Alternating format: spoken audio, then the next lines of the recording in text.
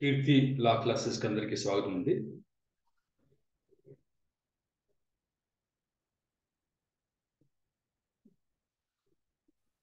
Good evening sir.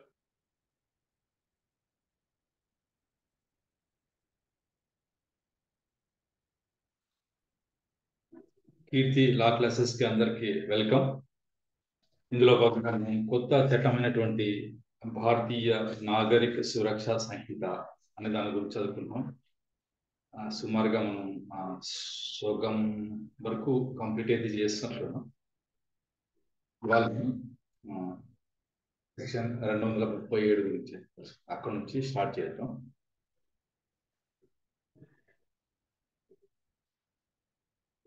Criminal కేసుల్లో చాలా మంది నెగ్లెక్ట్ చేసే ఏంటంటే అసలు ముద్దాయి పైన ఏం ఛార్జ్ మోపారు అన్నది పట్టించుకో సమన్లు ఇస్తారు, ముద్దాయి వచ్చి హాజరవుతాడు, ఆ కాపీస్ ఏదో ఆడి చేతిలో పెడతారు, మనం తీసుకుంటాం. నెక్స్ట్ ఎగ్జామినేషన్ అని వాయిదా ఉన్నప్పుడు ముద్దాయికి మనం ఏం నేర్పిస్తాం తెలుసు? చెప్పండి, ఏం నేర్పిస్తారు మీరు ఫస్ట్ ఎగ్జామినేషన్ ఉన్నప్పుడు?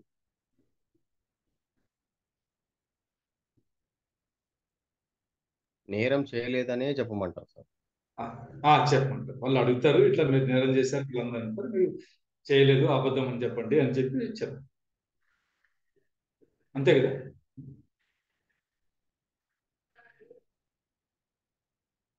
అక్కడ మనకు స్టేజ్ ఉంటుంది, అంటే డిశ్చార్జ్ పిటిషన్ దాఖలు చేసుకునే దానికి అవకాశం ఉండేది ఒకటి ఉంటుంది. మన కాపీస్ ఇచ్చేది మన దానికి ఒక థ్రెడ్ కట్టేసి పెట్టడం కాదు. మీ పైన వచ్చిన ఆరోపణలు ఇవి, పోలీసు వాళ్ళు ఇలా ఫైనల్ రిపోర్ట్ ఫైల్ చేశారు, పలానా సాక్షులు మీ పైన ఇలా స్టేట్మెంట్ ఇది ఇచ్చారు, కొన్ని స్టేట్మెంట్ ఇవి ఆధారాలు ఉన్నాయి, సాక్ష్యాలు ఆధారాలు ఇవి ఉన్నాయి. మీరు నేరం అడ్మిట్ చేస్తారా లేదా విచారణ జరపమంటారా, చూసుకుని చదువుకుని రండి, ఎగ్జామినేషన్ పెడతాము అని చెప్తారు. మనం ఏం చదవం, ఫస్ట్ చూసుకుని జడ్జి గారు అడుగుతారు, మీరు ఇట్లా చెప్పేయండి, అబద్ధం అని చెప్పండి, నేరం ఒప్పుకుంటున్నారంటే లేదని చెప్పండి అని చెప్పేసి వచ్చారు. ఆ చార్ట్ షీట్, స్టేట్మెంట్స్, అందులో ఉన్నటువంటి కంటెంట్స్ ఏమున్నాయి చదివి ఇంగ్రీడియంట్స్ ఆఫ్ ది అఫెన్స్ ఏదైనా సరే ఉందా లేదా అది కూడా చూసుకోం. అసలు వీళ్ళు పెట్టిన సెక్షన్ అప్లై అవుతుందా కదా, అందరూ సాక్ష్యాలు చెప్పినా ఒకవేళ ముద్దాయికి శిక్ష పడే అవకాశం ఉందా లేదా అన్నది కూడా చూసుకో. ఆడ అవకాశం లేదు అని అన్నప్పుడు మనం ఏం చేయాలని, డిశ్చార్జ్ పిటిషన్ మనం ఫైల్ చేసుకునేందుకు అవకాశం ఉంది, అది కూడా చెయ్యం. మోస్ట్ ఇంపార్టెంట్ స్టేజ్ అయినటువంటి చార్జ్ ఫ్రేమింగ్ ని కూడా చాలా నెగ్లెక్ట్ గా మనం వదిలేస్తాం. అంటే ఆ కోర్టులో ఉన్న స్టెనో ఏదో టైప్ చేస్తాడు, తీసుకుని వస్తాడు, అన్ని చోట్ల సంతకం పెట్టిన చోట్ల ముద్దాయి సంతకం పెడతాడు, వెళ్ళిపోతాడు. కాబట్టి నేను చెప్పేది ఏమంటే, చార్జ్ షీట్, స్టేట్మెంట్లు, ఎవిడెన్స్ ఏముంది, ఏమేమి డాక్యుమెంట్ ఫైల్ చేస్తారు, ఏమేమి ప్రూఫ్ ఫైల్ చేస్తారు, అవన్నీ ఒకసారి చూసుకోవాలి. చూసుకుంటే ఈ చార్జ్ ఫ్రేమింగ్ అన్నది కరెక్ట్ చేశారా, అసలు ముద్దాయిలోనే ఏం నేరం ఆరోపించబడతా ఉంది, మనం ఏం ప్రూవ్ చేస్తే చాలు. దాంట్లో మామూలుగా ప్రాసిక్యూషన్ పైన బర్డన్ ఉంటుంది, కానీ మనం ఏమి చేస్తే సరిపోతుంది అనేది కూడా మనం చూసుకోవాలి. ఈ చార్జ్ ఫ్రేమింగ్ అనేది చాలా ముఖ్యమైన ఘటన. సరే, మనమైతే 237 నుంచి అయితే చూద్దాం.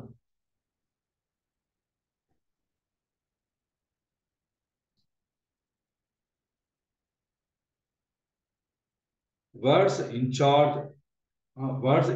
charge taken in sense of law under which is punishable.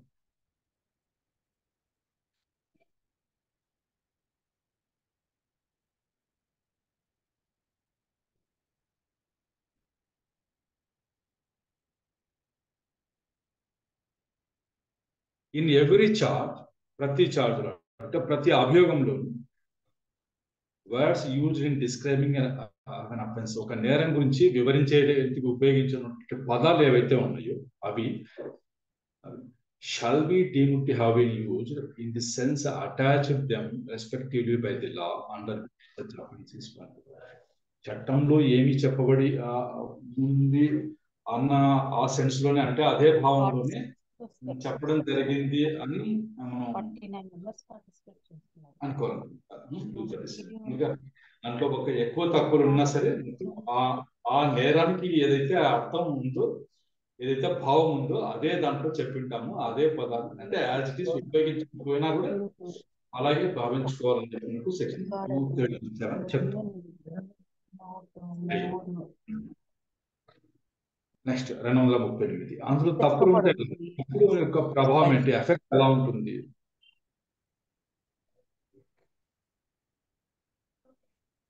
No error in stating either the offense or the particulars required to be stated in the charge.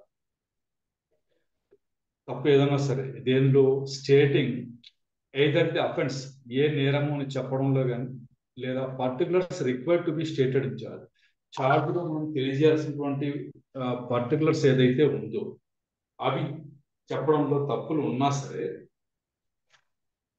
And no omissions state offence or those particulars, ఒకవేళ ఆ నేరం ఏంటి ఆ వివరాలు ఏంటి అని చెప్పడం omit అయినా సరే, అంటే మర్చిపోయినా సరే వదిలేసినా సరే, అవి ఏవైనా సరే నో ఎర్రర్ అన్నారు కదా, no error shall be regarded at any stage of the case as material unless the accused was in fact misled by such error or omission and it has occasioned a breach of justice.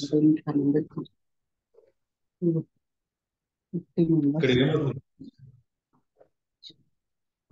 అలాంటి తప్పులు ఏమైనా సరే అయినా సరే అవి material ఎవరో మధ్యలో మాట్లాడుతున్నారు సార్, వాళ్ళు మ్యూట్ చేసుకోమని చెప్పండి sir please. Sir sorry for disturbance sir. Ravichandra గారు కొద్దిగా కోహోస్ట్ ఇవ్వండి సార్, వాళ్ళు ఆపేస్తుంటారు. వాళ్ళు ఏదో కొద్దిగా ఆడుకుంటున్నట్టున్నారు. రామకృష్ణ గారికి కోహోస్ట్ ఇవ్వాలి సార్. సార్ అయితే బాగా ఇవ్వండి సార్, కొద్దిగా వాళ్ళకి ఇవ్వండి సార్. వాళ్ళకి ఏదో సరదాగా ఉన్నట్టుంది, క్లాస్ లో లేదు సార్ వాళ్ళకి.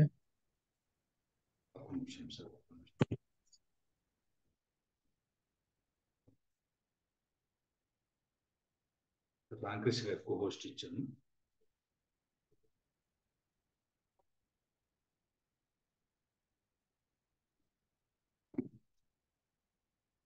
ఈ నేరం గురించి కానీ దాని గురించిన వివరాల గురించి కానీ చార్జ్ లో చెప్పడంలో తప్పున్నా సరే, ఏదైనా మిస్ అయ్యి వదిలేసినా సరే, అవైతే మెటీరియల్ కాదు, అంటే ప్రధానమైనది ఏం కాదు, అంత ఇంపార్టెంట్ ఏం కాదు.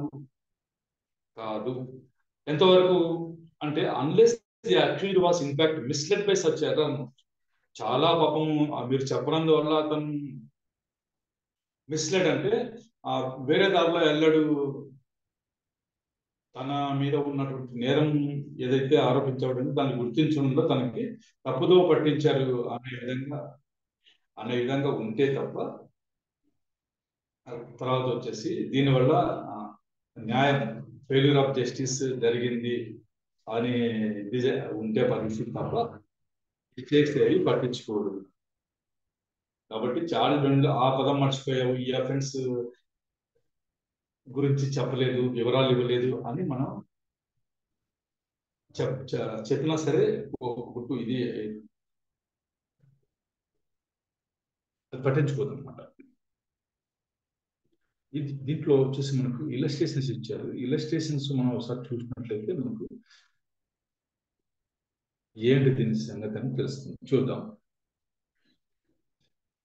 ఏ is charge under section 180 of the BNS, 180 section charge అయితే పడినారు. దాంట్లో ఏముందంటే with having been in possession of counterfeit coin, having known at the time when he became possessor thereof that such coin was counterfeit. ఇది నకిలీ నాణ్యం అని తెలిసి కూడా, అతని దగ్గర ఉన్నప్పుడు అది నకిలీ నాణ్యం అని అతనికి తెలిసి కూడా తన భూషణలో పెట్టుకున్నాడు అని చెప్పేసి ఆ ఛార్జ్లో రాశారు. ఒక వర్డ్ ఉంటుంది దాంట్లో, ది వర్డ్ ఫ్రాడులెంట్లీ అనేది లేదు దాంట్లో. ఆ ఫ్రాడులెంట్లీ అన్న వర్డ్ అందులో రాయడం మర్చిపోయారు. ఆ చార్జ్ ఫ్రేమింగ్ లో ఆ ఫ్రాడులెంట్ అని టైప్ చేయడం మర్చిపోయారు. అలాంటప్పుడు unless it appears that A was in fact misled by omission, the error shall not be regarded as material. ఇలా ఫ్రాడ్లెంట్ అని రాకపోయినందువల్ల అతను తన మీద ఏం నేరం మోపారో తెలుసుకునే పరిస్థితి లేక తప్పుదో పట్టాడు పాపం అని అనిపిస్తే తప్ప అది ఈ ఈ ఈ ఒమిషన్ అంటే ఫ్రాడ్లెంట్లీ అన్న పదం మనం పెట్టకపోవడం అనేది పెద్దగా పట్టించుకోని అవసరం లేదు. It is not a material omission అని చెప్తాం. మామూలుగా ఇప్పుడు ఒకటే మాట మనం జనరల్ గా అనుకున్నా సరే, నీ దగ్గర నకిలీ నాన్న తెలిసి మన దగ్గర పెట్టుకున్నాము అంటే అది అని అన్నారు అనుకోండి. మళ్ళీ ఫ్రాడ్యులెంట్లీ అన్నది సపరేట్ గా చెప్పనక్కర్లా. మీ దగ్గర నకిలీ నాణం ఉందంటే అది నేరం చేసినట్లే కాదు. ఈ ఫ్రాడ్యులెంట్ అనేది ఉన్నా లేకుండా పెద్ద ఇదేం కాదు. దానివల్ల నీకు తీవ్రమైనటువంటి అన్యాయం జరిగింది అని చేసే తప్ప. నెక్స్ట్ బి వచ్చేసి A is charged with cheating B. మోసం చేశాడు బిని అని చెప్పేసి ఏ పైన చార్జ్ మోపబడింది. And the manner in which he cheated B is not set out in the charge or set out incorrectly. సరే, ఎలా మోసం చేశాడు అన్నది అందులో ఆ చార్జ్ లో మేనర్ అంటే ఏ పద్ధతిలో మోసం చేశాడు అన్నది లేదు. తప్పుగా సెట్అవుట్ చేశారు అంటే తప్పుగా చెప్పారు. అతను మోసం చేసిన పద్ధతి గురించి తప్పుగా కొంచెం ఇన్కరెక్ట్ గా చెప్పారు. అప్పుడు ఏ వచ్చేసి ఏం చేస్తున్నాడు, A defence himself, calls witnesses and gives his own account of the transaction. The court may infer from this that the omission to set out manner of the cheating is not material. ఏ వచ్చేసి ఏం చెప్తున్నాడు, defence తను తాను defend చేసుకుంటున్నాడు. ఆ సాక్షులను పిలిచాడు. తర్వాత వచ్చేసి ఈ వ్యవహారం ఏదైతే ఉందో, లావాదేవీ ఏదైతే దాని గురించిన పూర్తి వివరాలు అయితే ఇస్తున్నాడు. అప్పుడు కోర్టు ఏమనుకోవచ్చు, the court may infer from this, దీని నుంచి అంటే ఆయన సాక్షులను పిలిచి ఈ ట్రాన్సాక్షన్ లో జరిగినటువంటి దానికి సంబంధించిన అకౌంట్ వల్ల సాక్షులతో చెప్పిస్తున్నాడు కదా. దాన్ని బట్టి కోర్టు ఏమనుకోవచ్చు అంటే that permission to set out the manner of the cheating is not material. Cheating ఎలా చేశాడు, ఏ పద్ధతిలో చేశాడు అని కాదు అని కోర్టు ఇన్ఫర్ అంటే భావించుకుంటుంది ఆ ఉన్న పరిస్థితిని బట్టి. ఎందుకు అంటే మీరే చెప్పండి. ఎందుకంటే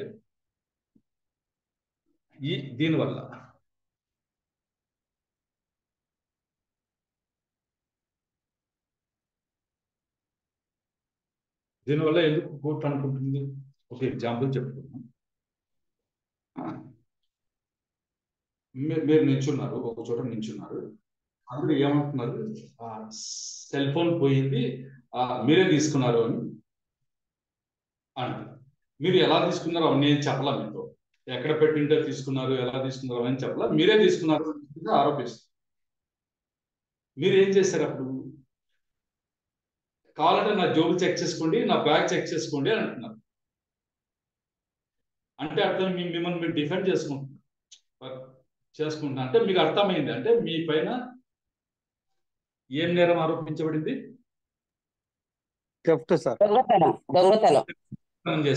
దొంగతనం చేశారు. ఎలా చేశారు ఏంటి అవన్నీ మీకు వివరించి చెప్పాను అసలు అట్లా అనమాట. కాబట్టి అదైతే ప్రధానమైనది కదండి, ఎలా చేశారు అని వివరించనక్కర్లేదు. అలా వివరించకున్నా సరే పెద్దగా మీకు నష్టం వచ్చింది లేదు, ఎందుకంటే మీకు అర్థమైపోయింది.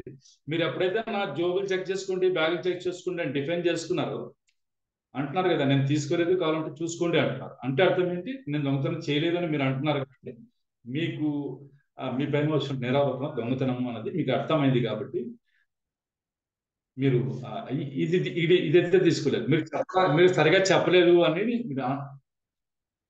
అన్నమాట అనకూడదు. అర్థమైందా?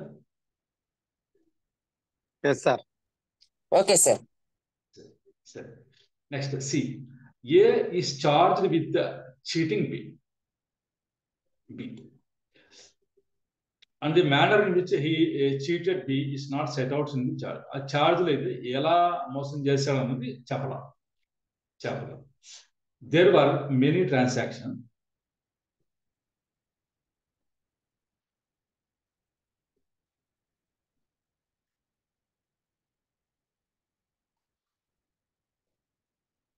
There were many transactions between A and B. Screen కనిపిస్తుందా మీకు?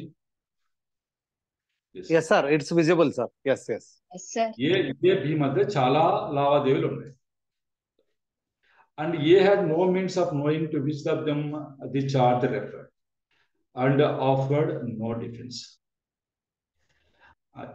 మొత్తానికి చీటింగ్ అయితే అతని పేరు చార్జ్ ఉంటుంది. ఎలా చీటింగ్ చేశారన్నది దాంట్లో చెప్పాల. ఇక్కడ పరిస్థితి ఏముందంటే ఏకి బికి మధ్యలో చాలా లావాదేవీలు ఉన్నాయి. అంటే వ్యవహారాలు చాలా నడిచాయి.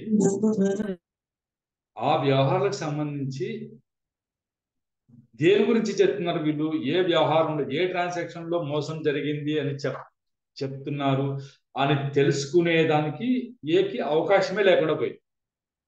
కాబట్టి తను దాన్ని డిఫెండ్ చేసుకోలేకపోయాడు. అంటే ఆఫర్డ్ నో డిఫెన్స్ అని. అప్పుడు కోర్టు ఏమనుకోవచ్చు అంటే, the court may infer from such facts that the omission to set out the manner of the cheating was in the case a material error. చాలా వ్యవహారాలు జరిగినప్పుడు ఏ వ్యవహారాలు ఏ తేదీన ఎక్కడ ఎలా అన్నది చెప్పకపోతే మీరు ఏదైనా డిఫెండ్ చేసుకుంటారు. కాబట్టి ఇది అన్యాయం జరుగుతుంది. ఇది మెటీరియల్ ఎర్రరే అవుతుందని కోర్టు దాని గురించి అంది.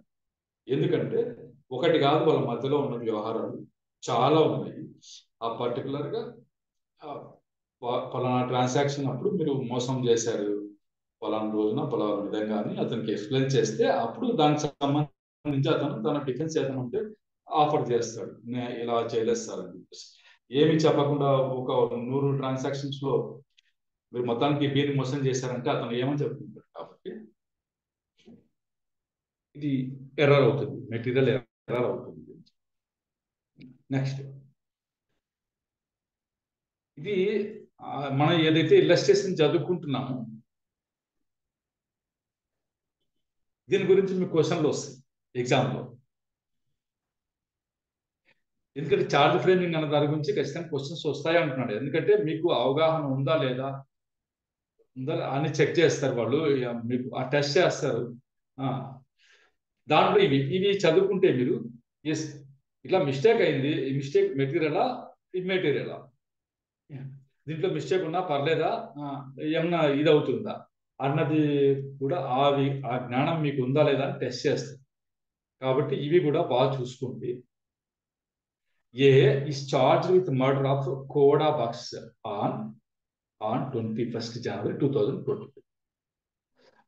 కోడా బక్ష అనే అతన్ని మర్డర్ చేశాడు అని ఏ పైన నేరారోపణ చేయబడి. ఎప్పుడు డేట్ ఏముంది? 21 జనవరి 2020.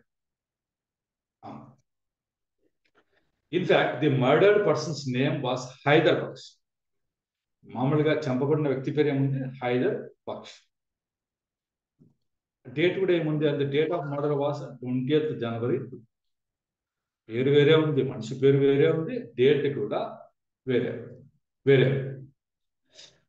ఏ was never charged with any murder but one and had heard the inquiry before witness which referred exclusively to the case of Haider Baksh. Yeah, the court may infer from these facts that A was not misled and that error in charge was immaterial. ఎందుకు అంటే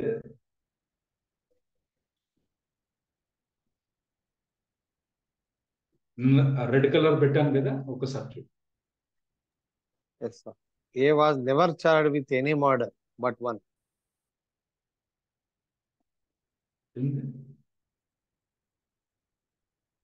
ఎన్ని murder తర్వాత ఇంకొక రెండు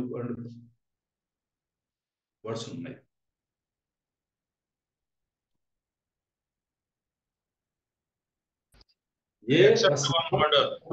any murder but one.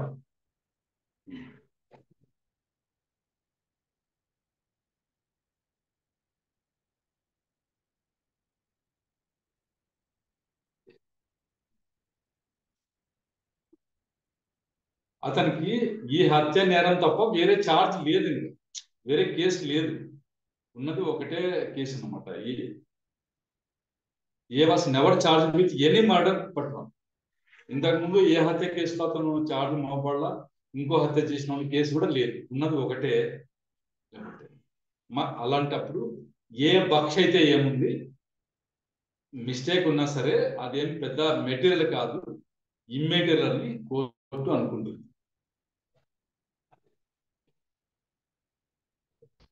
అది పరిస్థితి. వేరే తప్పు పడింది కానీ వీడికి ఈ కేసు తప్ప వేరే కేసు లేదు. అందుకు Sir, in that case, he can be charged with murder, sir. Yes. Thank you, sir. అందుకు ఈ పరిస్థితిలో కోర్టు ఏమనుకుంటుంది, court may infer from this fact that A was not misled. అంటే అతను తప్పుదో పట్టించబడలేదు, పేరు డేటు తప్పు చెప్పినంత మాత్రాన తప్పుదో పట్టినట్లు కాదు, ఎందుకంటే అది ఉన్నదే ఒకటే కేసు కాబట్టి. And that the error in the charge was immaterial. ఈ చార్జ్ ఏదైతే ఉందో దాంట్లో ఉన్నటువంటి మిస్టేక్, ఎర్రర్ పెద్దగా పట్టించుకోని అవసరం లేదని court. Next, A was charge with murdering Haidar Baksh on 20th January 2023. Haidar Baksh ను మర్డర్ చేశాడు అన్న దాని గురించి అతను చార్జ్ మోపారు. And Khoda Baksh who try to arrest him for that murder on 21st. మళ్ళీ హైదర్ బక్ష్ కోడా బక్ష్ కూడా హత్య చేశాడు అన్నటువంటిది పెట్టారు. అదేమో ఎప్పుడు జరిగింది, 20వ తేదీ జరిగింది జనవరి.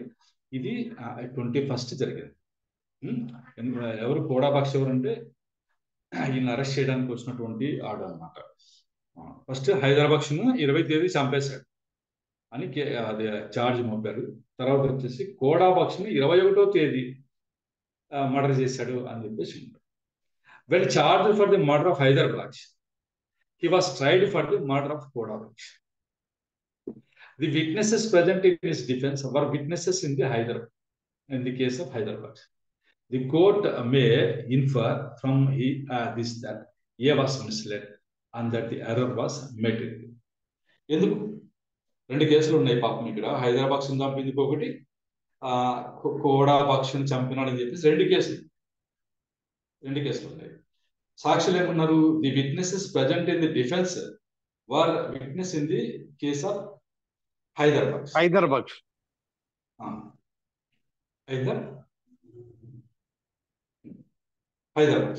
The court may infer from that A was misled and that the error was material. సరే, హైదర్ బక్ష్ ఎవరు ఉన్నారు?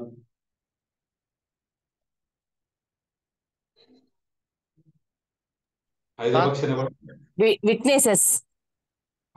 హైదర్ బక్ష్ అనేవాడు 20వ తేదీ చంపబడ్డాడు. ఇక్కడ ఏమైంది, then charged for the murder of Haider Baksh. ఈ హైదర్ బక్ష్ చార్జ్ అయితే హైదర్ బక్ష్ ఫ్రేమ్ చేశారు. హైదర్ బక్ష్ కేసులో వచ్చేసి he was tried for the murder of కోడా బక్ష్. పొరపాటు ఏం జరిగింది, ఆ కేసేమో హైదర్ బక్ష్ కు చార్జ్ అయితే ఫ్రేమ్ చేశారు, కానీ ట్రయల్ ఎవరి గురించి జరుగుతుంది, కోడా బక్ష్. కోడా బక్ష్ మర్డర్ ఎప్పుడు జరిగింది, 21. ఆ హైదర్ బక్ష్ వచ్చేసి 20వ తేదీ జరిగింది. అది ఇది వేరే. అందులోనూ ఇక్కడ ఏం జరిగింది, the witnesses present in his defence were witnesses in the case of Haidar Bakhsh. మామూలుగా వచ్చేసి ఈ కోడా బక్ష్ మర్డర్ కేసులో ఇదే జరుగుతూ ఉంది అనుకొని ఇది ఏం చేశాడు, ఏ వచ్చేసి తన డిఫెన్స్ కి సంబంధించారు. అంటే డీడబ్ల్యూస్ అంటారు కదా, మీ తరఫున డిఫెన్స్ ఎవిడెన్స్ ఏమైనా ఉందో అన్నప్పుడు ఉన్నారు నా తరఫున సాక్షులు అని చెప్పేసి పిలుచుకొని వచ్చాడు పాపం. తీరా ఏం జరిగింది సార్, వీళ్ళు ఏ కేసులో సాక్షులుగా ఉన్నారు, హైదర్ బక్ష్ ఫస్ట్ కేసులో ఉన్నారు. కాబట్టి మనం ఏమని భావించాలా, అరే పొరపాటు అయింది, ఎందుకంటే అతను పాపం డిఫెన్స్ విట్నెస్ తెచ్చుకున్నాడు కదా, వాళ్ళు ఆ కేసులో సాక్షులుగా ఉన్నారని తెలియదు, కానీ మిస్టేక్ అయింది, అతను మిస్లెడ్ అయినాడు అన్నట్టు తప్పుదో పట్టి ఆ కేసులో సాక్షులు ఉన్న వాళ్ళని డిఫెన్స్ ఎవిడెన్స్ గా తెచ్చుకున్నాడు అని కోర్టు అనుకుని, ఏదైతే తప్పు జరిగిందో ఇది మెటీరియల్, ఇది అన్యాయం జరుగుతుందని కోర్టు అనుకుంది. ఎందుకంటే రెండు కేసులు సపరేట్ ఉంది. ఇంతకుముందు మనం ఫస్ట్ చదువుకున్న దాంట్లో ఉన్నది ఒకటే కేసు అతని పైన. ఇక్కడ మాత్రం ఒక రోజు తేడాతో ఆ పేర్లు కూడా బక్ష అని వచ్చాయి, హైదర్ కూడా బక్ష అని వచ్చాయి. కాబట్టి ఆ రెండు ఉన్నప్పుడు ఎర్రర్ అయితే ఉండకూడదు. ఇక్కడ చార్జ్ అయితే వచ్చేసి హైదరాబాద్ గురించి ఫ్రేమ్ చేశారు. మళ్ళీ ట్రయల్ వచ్చేసి tried for the murder of కోడాబాక్షి జరుగుతుంది. తప్పే కదా? Yes sir. మిస్టేక్ వల్ల అతను కన్ఫ్యూజ్ అవుతాడు, అంటే తప్పుదో పడతాడు, కన్ఫ్యూజ్ అవుతాడు. కాబట్టి ఇది మెటీరియల్. ఇవి మీరు ఇంకా సెల్ఫ్ ఎక్స్ప్లెనేటరీ మీరు చదువుకోవాలి. ఏ టు ఈ ఉన్నాయి కదా, ఏ టు ఈ ఉన్నాయి ఇలస్ట్రేషన్స్, ఇవి చదువుకుంటే మీకు ఏది తప్పు ఏది ఒప్పని తెలుస్తుంది. ఇంకా మోస్ట్ ఇంపార్టెంట్ సెక్షన్ వచ్చేసి 239 కోర్ట్ మే ఆల్టర్ చార్జ్. చాలా మందికి ఇట్లాంటి అవకాశం ఉందని జూనియర్స్ కి తెలియక క్రాస్ ఎగ్జామినేషన్ చేసేటప్పుడు కానీ ఇంకొకటి కానీ చేసేటప్పుడు పొరపాట్లు చేసిన వల్ల కోర్టుకు అవకాశం ఏమిస్తుందంటే, ఇది కాక వేరే నేరం కూడా జరిగింది అని చెప్పేసి ఆలోచించి కోర్టుకి ఆల్టర్ చేసే అవకాశం కూడా మనమే ఇచ్చినట్లు అవుతుంది. చూడండి, any court may alter or add, రెండు ఉన్నాయి. ఆల్టర్ అంటే ఏంటి? ఏమన్నా మార్చడం సార్, ఏదైనా మార్చే అవకాశం ఉంటే మార్చడం. అంటే ఆల్టర్ అంటే ఆల్రెడీ రాసిన దాన్ని ఏమైనా చేంజ్ చేయాలి. యాడ్ అంటే కొత్తగా ఏమైనా చేర్చాలంటే చేర్చాలి. అదనమాట. ఎక్కువ court may alter or add to any charge, ఏ చార్జ్ కైనా సరే ఆల్టరేషన్ చేయొచ్చు, లేదా మళ్ళీ అదనంగా ఏదైనా సరే కలపచ్చు. ఎప్పుడు అంటే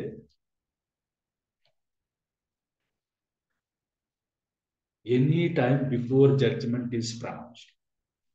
అంటే prosecution evidence, defence evidence, arguments అన్ని అయిపోయినా సరే లాస్ట్ జడ్జిమెంట్ కూడా రెడీ అయిపోయి సంతకం చేసే ముందు కోర్టులో ప్రొనౌన్స్ చేస్తారు కదా జడ్జిమెంట్, ఆ టైం ముందు ఎప్పుడైనా సరే కోర్టు ఏం చేయొచ్చట,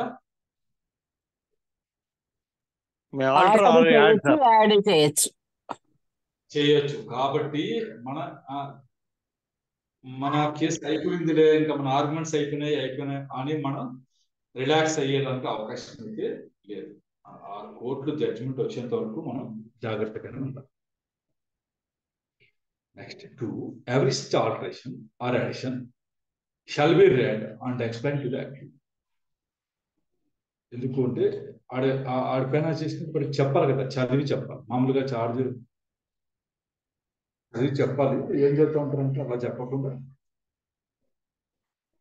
మీరు పోలీసులు కేసు పెట్టినారు ఏం చేస్తావు అని ఊరికే ఒక మాట అడుగుతూ ఉంటారు, అంతే కదా.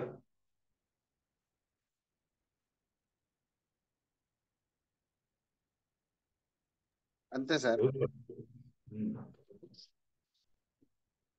If the alteration or addition to a charge is such that proceeding immediately with the trial is not likely, in the opinion of the court, to prejudice the accused in his defense or the prosecutor in the conduct of the case, the court may, in its discretion, after such alteration or addition has been made, proceed with the trial as if the altered or added charge had been the original charge.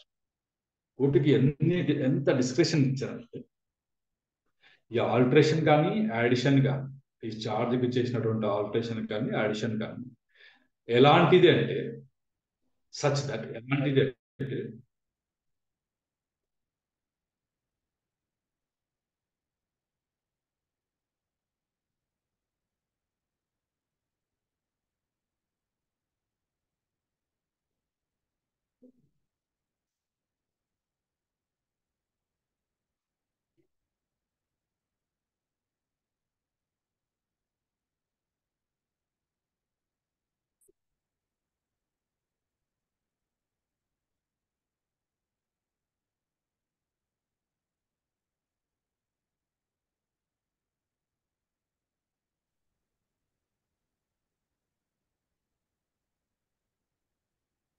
ఇలాంటిదండి. ఒకవేళ మీరు immediate గా proceed అయిన trial అంటే విచారణ వెంటనే ఆ alter కానీ addition కానీ చేసిన వెంటనే ప్రొసీడ్ అయినా సరే కోర్టు అభిప్రాయంలో ఏమనిపించారు కోర్టుకి, దీనివల్ల ప్రెజుడిస్ జరగదు అక్యూజ్డ్కి, తను తాను డిఫెన్స్ చేసుకోవడంలో అక్యూజ్డ్కి ప్రెజుడిస్ జరగదు. లేదు, ప్రాసిక్యూటర్ కూడా అంటే కేసును కండక్ట్ చేయడంలో ప్రాసిక్యూటర్కి ఎటువంటి ప్రెజుడిస్ జరగదు అని కోర్టు అభిప్రాయపడితే తన విచక్షణ ఉపయోగించి కోర్టు ఏం చేయొచ్చు, after such alteration or addition has been made. వెంటనే ట్రయల్ కూడా ప్రొసీడ్ కావచ్చు. ఎలా అంటే ఒరిజినల్ ఛార్జ్ ఫ్రేమ్ చేసినట్లుగానే భావించుకొని ప్రొసీడ్ కావచ్చు.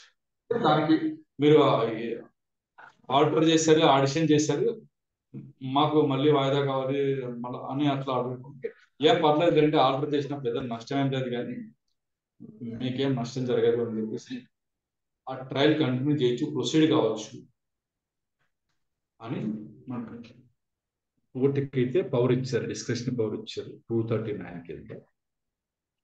ఒకవేళ if the alteration or addition is such that proceeding immediately with the trial is likely, in the opinion of the court, to prejudice the accused or the prosecutor as a person.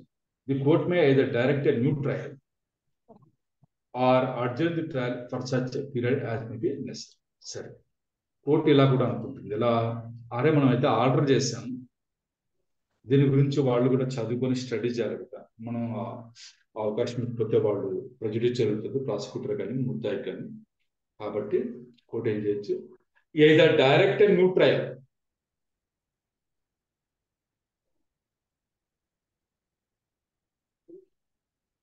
for such period or adjourn the trial for such a period as may be necessary.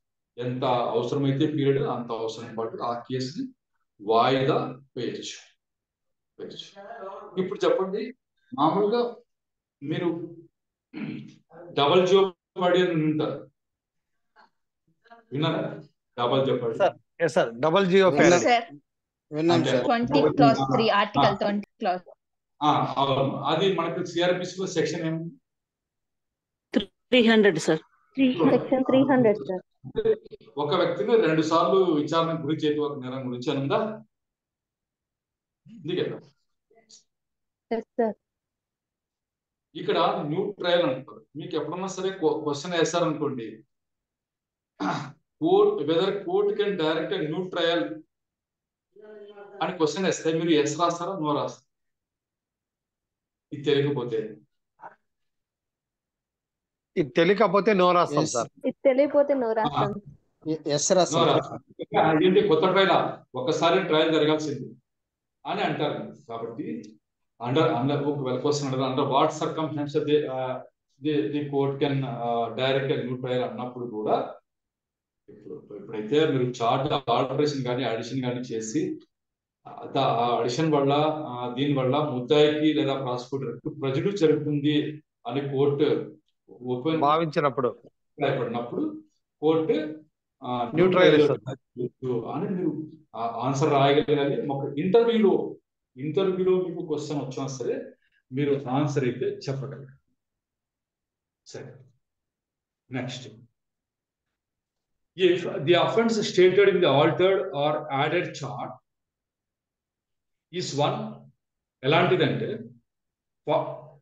For the prosecution of which, అంటే అది ఆ నేరానికి సంబంధించి prosecution జరపాలంటే previous sanction is necessary. ఇది condition అన్నమాట.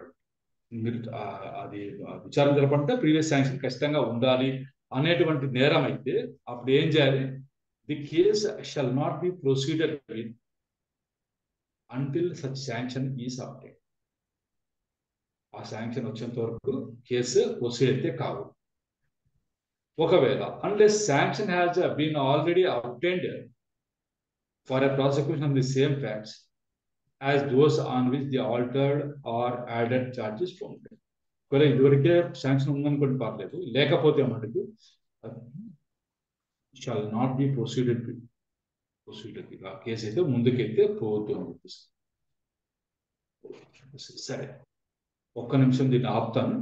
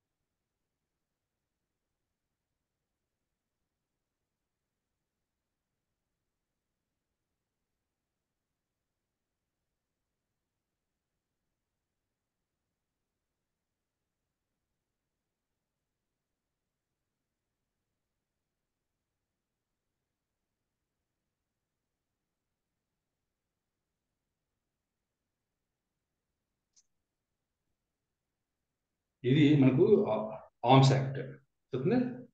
తెలుగులో ఏమంటారు దీన్ని? ఆయుధాలు. ఆయుధాల చట్టం. ఆయుధాల చట్టం. ఆయుధాల చట్టం. ఆయుధాల చట్టం. ఇందాక మనం ఏ పాయింట్ గురించి అనుకున్నాం? Previous sanction. Sanction, previous sanction. ఈ చట్టం కింద, ఆయుధాల చట్టం కింద ఎవరినైనా సరే ప్రాసిక్యూట్ చేయాలంటే మనకి ఏం కావాలో తెలుసా? ప్రీవియస్ శాంక్షన్ కావాలి. కలెక్టర్ పర్మిషన్ కావాలి. కలెక్టర్ పర్మిషన్ కాదు, ప్రీవియస్ శాంక్షన్. ఇక message ఏమనింది 39లో? Previous sanction of the district magistrate necessary in certain cases. Certain cases, కొన్ని కేసులలో ప్రీవియస్ శాంక్షన్ అయితే ఉండాలి. ఆ శాంక్షన్ ఆర్డర్ లేకుండా మనకు కేసు అయితే నిలవదు. మనం చేయదు, అసలు ప్రాసిక్యూట్ చేయవద్దు. 39 ఏం రాశారో ఒకసారి చూద్దాం.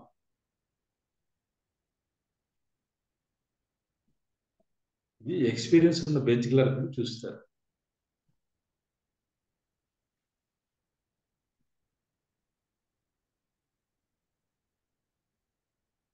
ఏమన్నారు? No prosecution shall be instituted against any person in respect of any offence. ఇలా సర్టన్ అఫెన్స్ అన్నారు కదా, అది అండర్ సెక్షన్ 3, సెక్షన్ 3 కింద ఉన్నటువంటి ఏ అఫెన్స్ అయినా సరే without previous sanction of the district magistrate మీరు ప్రాసిక్యూట్ అయితే చేయడానికి లేదు. సెక్షన్ 3 ఏముంది? ఇది ఏముంది? Licence for acquisition possession of firearms అని అమ్యునిషన్ కానీ ఫైర్ ఆర్మ్స్ కానీ. అమ్యునిషన్ అంటే ఏంటి? మందగోడు సామాగ్రి. ఇప్పుడు ఫైర్ ఆర్మ్ అంటే పిస్టల్ ఉంటుంది. పిస్టల్ ఏం పెడతాం మనం? Bullets. బుల్లెట్ అమ్యునిషన్ అది ఉండాలి. ఆ బుల్లెట్ లేకుండా ఫైర్ ఆర్మ్ పనిచేయదు. అలా అదన్నీ కలిగి ఉండాలంటే మనకు లైసెన్స్ ఉండాలి. లైసెన్స్ లేకపోతే ఇవన్నీ మనకు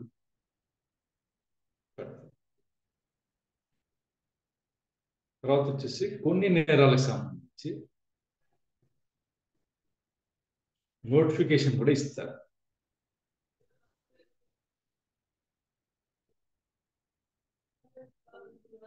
ఇదేముంది? Licence for acquisition possession of arms of specified description in certain cases. కొన్ని రకాలైనటువంటి ఆయుధాలు కలిగి ఉండడం, స్పెసిఫైడ్ డిస్క్రిప్షన్ అనమాట. సర్టన్ కేసెస్, కొన్ని కేసులు ఇలా తీసుకోకూడదు అని చెప్పేసి నోటిఫికేషన్ ద్వారా నిషేధిస్తారు.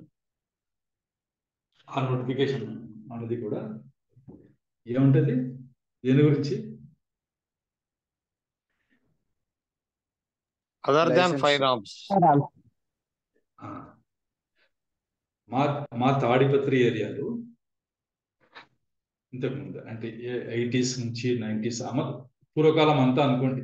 ఇప్పటిక నేను ప్రాక్టీస్కి వచ్చినప్పుడు కూడా చేతిలో వేట కూడా వద్దు, బకెట్లతో బాంబులు. బకెట్లో ఏం చేసుకుంటారంటే ఆ వరిగడ్డి అంతా వేసుకుంటారు, దాంట్లో బాంబు పెట్టుకుని తీసుకుని వచ్చేవారు. వ్యాక్సిన్స్ లో ఉంటుంది.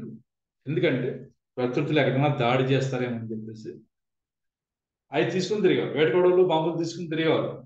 వాయిదాకు వచ్చినా సరే అవి తీసుకుని వస్తారు, బయట అవి పెట్టుకుని వస్తారు. అలాంటిది కూడా నిషేధిస్తారు అన్నమాట. అంటే వేటకోడలు అవి తీసుకుని తిరగరాదు అన్నది నోటిఫికేషన్ ద్వారా అఫీషియల్ గెజెట్ లో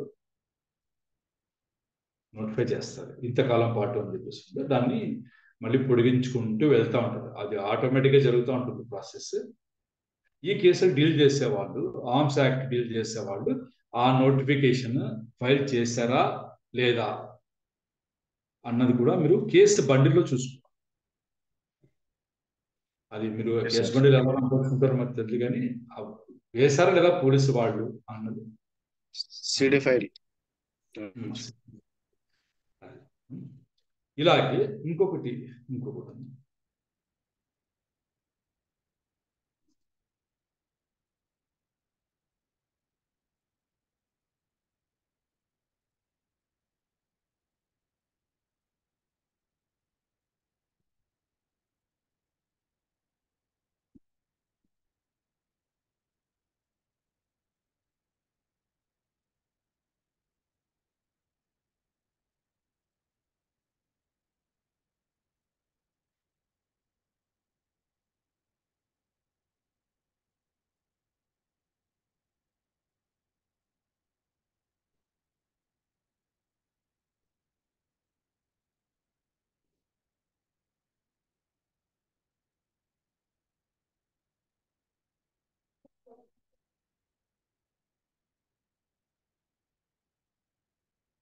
ఇదైతే చూడండి, ఇది ప్రీవియస్ శాంక్షన్ అయితే కాదు, కన్సెంట్. మీకు ఒక ఐడియా వస్తుందని చెప్తాను. ఇది వచ్చేసి రేర్లు పదార్థాల చట్టం, explosive substance act, ES act. Explosives act వేరే ఉంటుంది. ఏముంది? Explosive substances act. Explosives act అని వేరే ఉంటుంది. తర్వాత ఎక్స్ప్లోజివ్ సబ్స్టాన్స్ యాక్ట్ అని వేరే ఉంటుంది. ఇది వేరే ఉంటుంది సబ్స్టాన్సెస్. దాని కిందకి ఏమొస్తాయి? మీరు క్రాకర్స్ అవి ఉంటాయి, అట్లాంటివన్నీ ఎక్స్ప్లోజివ్స్ యాక్ట్. ఇది ఎక్స్ప్లోజివ్ సబ్స్టాన్సెస్ యాక్ట్ అని వస్తుంది. ఇందులో కూడా లాస్ట్ సెక్షన్ ఏమి ఇచ్చేది? Section restriction on trial of offences. దీని గురించి ఏమన్నారంటే, ఏమన్నారు చదవండి please. No court shall proceed to the trial of any person for an offence against this act except with the consent of the district magistrate. మరి district magistrate యొక్క consent లేకుండా, సమ్మతి లేకుండా ఇదైతే చేయవద్దంట ట్రయల్. అది ఉండాలి ఫస్ట్. ఇది మీకు సిఆర్పిస్లో మనం చదువుకున్న సబ్జెక్ట్తో సంబంధం ఉందా లేదా అనే విషయం పక్కన పెట్టేస్తే, ఆర్మ్స్ యాక్ట్లో ఈ విధంగా ఉంది, ఎక్స్ప్లోజివ్ యాక్ట్లో ఉంది, ఇంకా ప్రీవియస్ శాంక్షన్ మరి కన్సెంట్ అన్నది కూడా ఉంటాయి ఈ చట్టంలో అన్నది మీకు తెలుసుకోవడానికి అయితే చెప్పాను. అనవసరమైన చెప్పాడు సార్ అని మాత్రం అంతే. సార్ అవి కొండల్లో రాళ్ళు పేల్చేదానికి ఉపయోగిస్తారు కదా సార్ సబ్స్టెన్స్. అవి కూడా వస్తాయి.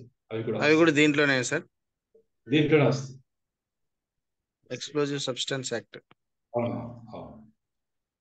మామూలుగా మా సారు గుడి చెప్తా ఉంటారు. మా సెక్షన్ 3కి 5కి ఒక డిఫరెన్స్ అయితే ఉంటుందంట. ఏది డిఫరెన్స్ అంటే చెప్తాను కొంచెం.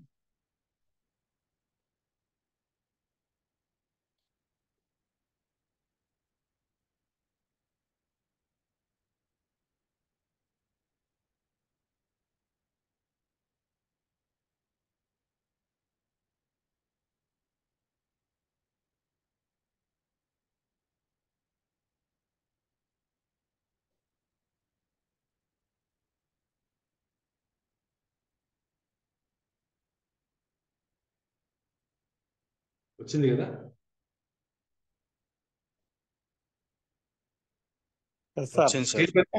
Punishment for causing explosion. ఇక్కడేముంది? causing explosion. Explosion. ఏమయ్యాయి? పేలుడు పదార్థాలు ఏమయ్యాయి? likely to endanger Ah, life or property. ఏమయ్యాయి అంటున్నా. Explosion, sir. Explosion. పేలడం. పేలిపోయాయి. అవును సార్. పేలిపోయాయి. ఇది పేలిపోయినప్పుడు సెక్షన్ 3. ఇది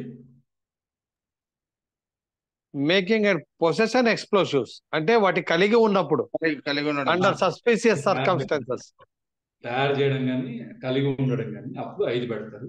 ఒకవేళ పేలే అనుకోండి అప్పుడు 3 పెడతారు. 3 4 వేరేది వేరే సెక్షన్. అది కూడా అక్కడ పేలుతుంది. సెక్షన్ 3 and 5 పెడతాను. ఇది కూడా కొంచెం చూసుకోండి. మైండ్ యాక్ట్స్ వస్తాయి కదా క్రిమినల్వి, దాంట్లో ఇది వచ్చేటువంటి అవకాశం ఏపీపీ ఎగ్జామ్కి కానీ దీనికి కానీ.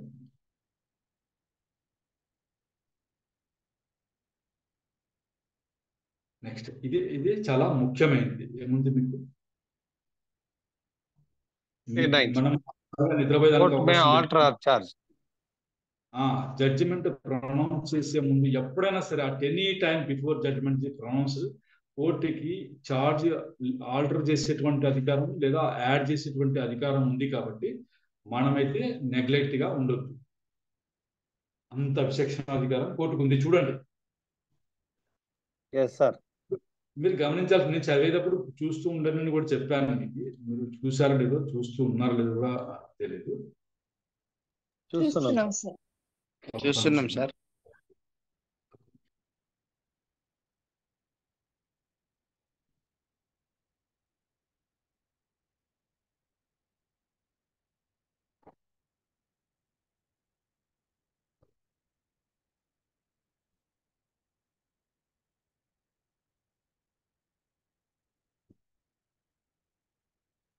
ఏమన్నది ఇట్లా? ఎనీ కోర్ట్ అంటే మేజిస్ట్రేట్ కోర్టు కానీ ఇవి రెండింటికి వర్తిస్తాయి.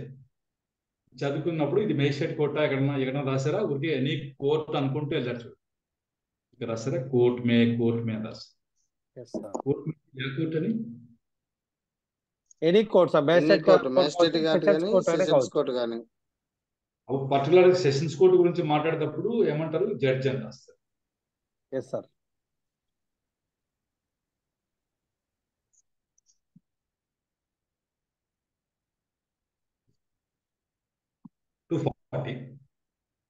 Recall of fitness when charge alter.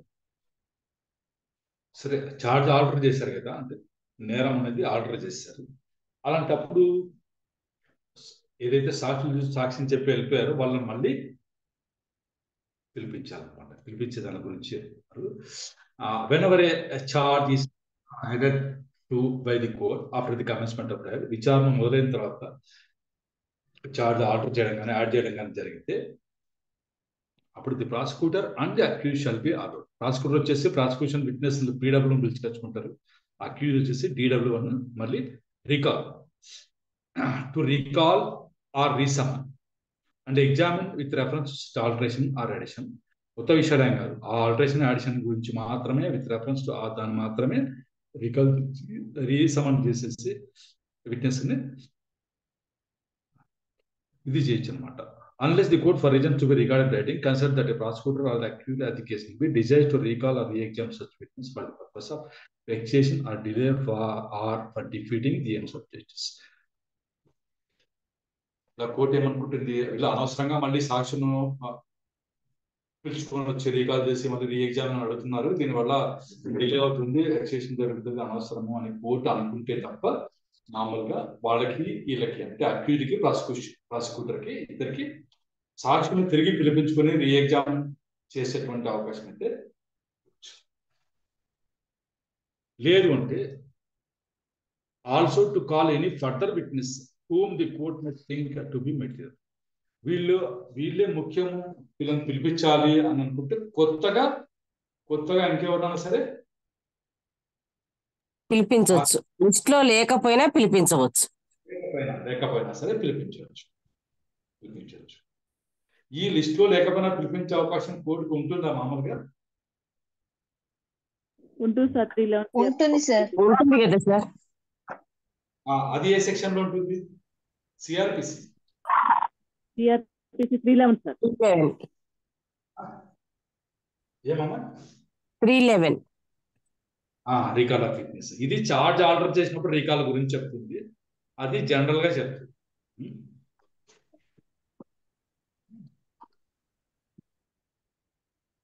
Next 241 separate charges for distinct offenses. ప్రత్యేకమైన నేరాలకి సపరేట్ చార్జెస్ ఉండాలి. ఏదైనా మిస్ అయిందా చూస్తాను. బి వచ్చింది 241.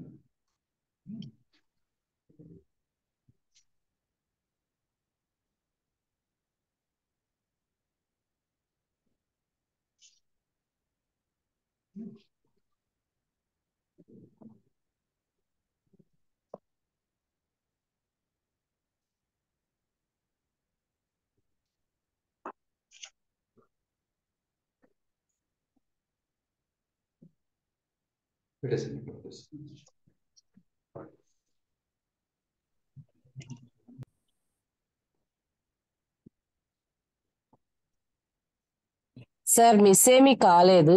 చార్జెస్ లో ఫస్ట్ లో ఫార్మ్ ఆఫ్ చార్జెస్ ఇప్పుడు మనం బిలో ఉన్నాం. చార్జెస్ ఇది బి పైకి వెళ్ళాలి, ఇంకా ఇక్కడ వచ్చి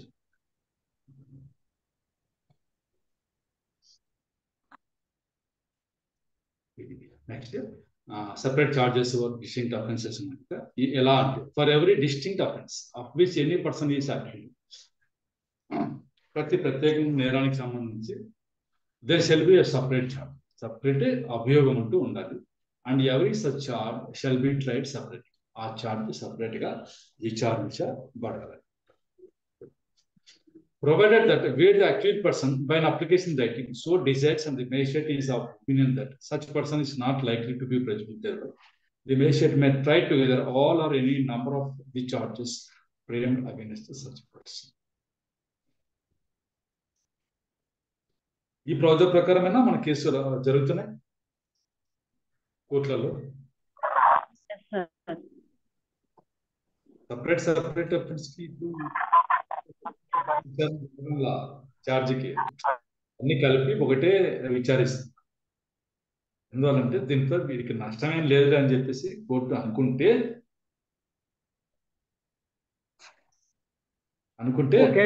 ఒకే ట్రయల్ నడపచ్చు. ఓకే, అన్ని నేరాలకు సంబంధించి ఒకే ట్రయల్ నడపచ్చు. చూద్దాం ఎంత మటుకు అబ్జర్వ్ చేస్తున్నారు. Nothing in subsection 1 shall affect the operation of the provisions of 242, 243, 244. ఈ 4 సెక్షన్లో ఉన్నటువంటి ప్రావిజన్స్ ని దాని యొక్క ఆపరేషన్ అఫెక్ట్ అయితే చేయవు ఈ సెక్షన్ లో ఏమున్నా సరే అంటారు. అయిందా? ఏ is accused of a theft on one occasion, మామూలుగా ఒక సందర్భంలో ఏ వచ్చేసి దొంగతనం చేశాడు అన్నటువంటిది నేరాలు ఒక సందర్భంలో. Next and of causing grievous hurt on another occasion, వేరే సందర్భంలో ఇంకొకరికి గ్రీవియస్ హర్ట్ కలిగేశాడు, గ్రీవియస్ హర్ట్ చేశాడు. అలాంటప్పుడు ఏ మస్ట్ బి అంటే ఖచ్చితంగా సపరేట్లీ చార్జెస్ సపరేట్ ఉండాలి and separately tried for the theft and causing grievous hurt. ఎందుకంటే ఇది వేరే సందర్భం, వన్ అకేషన్. థెఫ్ట్ వేరు, గ్రీవియస్ హర్ట్ వేరు, వేరే సందర్భాల్లో చేశాడు, వేరే ఉన్నాయి. కాబట్టి విచారణ అట్లా చార్జెస్ సపరేట్ ఉండాలి, విచారణ కూడా సపరేట్ గా ఉండాలి. సరే, ఇందులో మీరు ఏం గమనించారు? కరెక్ట్ చెప్పండి, ఏం గమనించారు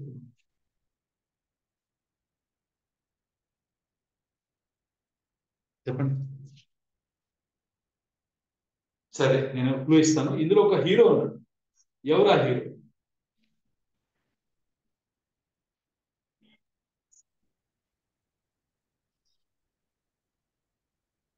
మ్యాజిస్ట్రేట్.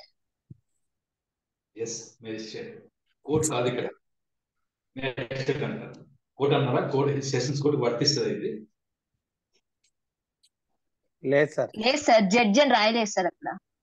కోర్టు అని రాయలేదు, జడ్జి అని రాయలేదు, కాబట్టి ఓన్లీ మేజిస్ట్రేట్ అన్నారు. చూడండి బాగా,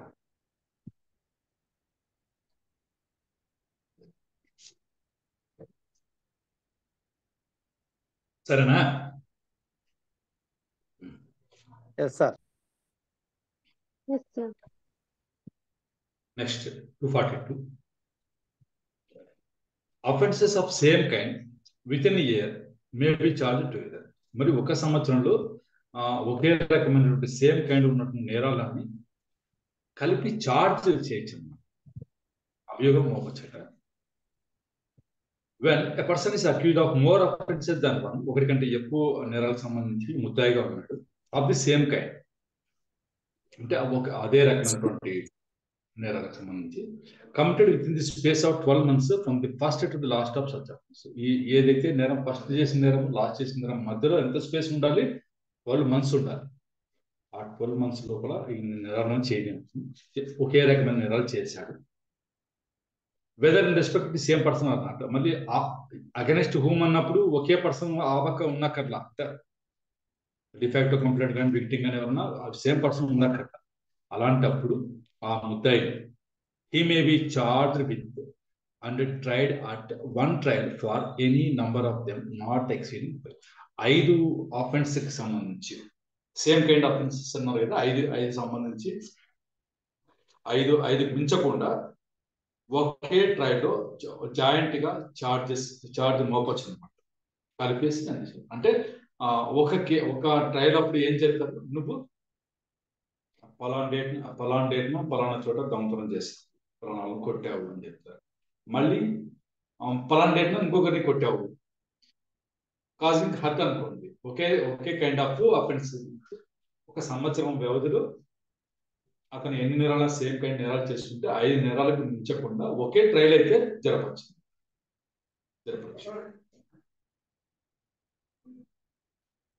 Next, offences are of the same kind when they are punishable with the same amount of punishment under the same section of the Bharatiya Nyaya Samhita or of any special local law. The same kind అంటే ఏంటి అన్నప్పుడు ఇది ఉండాలి, punishment కూడా దానికి అదే ఇచ్చేలా ఉండాలి. సేమ్ సెక్షన్, సేమ్ పనిష్మెంట్ ఉండాలి. భారతీయ న్యాయ సంహిత బిఎన్ఎస్. లేదు అంటే ఎనీ స్పెషల్ ఆర్ లోకల్. అలాంటప్పుడు మాత్రం అది సేమ్ కైండ్ అని అనుకోవాలి. రోజు ఇచ్చారు, చూద్దాం. For the purpose of this section, ఈ సెక్షన్ యొక్క పర్పస్ కోసం an offense under subsection 2 of section 303 of the Bharatiya Nyaya Samhita shall be deemed to be an offense of the same kind as an offense punishable under section 305 of the section. 303 కింద ఉన్నది 305 కింద కూడా ఇది అవుతుంది అని చెప్పేసి మనకు అది ఏంటి అన్నది చూడండి. 303 ఏమి ఇచ్చారు మనకు? థెఫ్ట్. 305 వచ్చేసి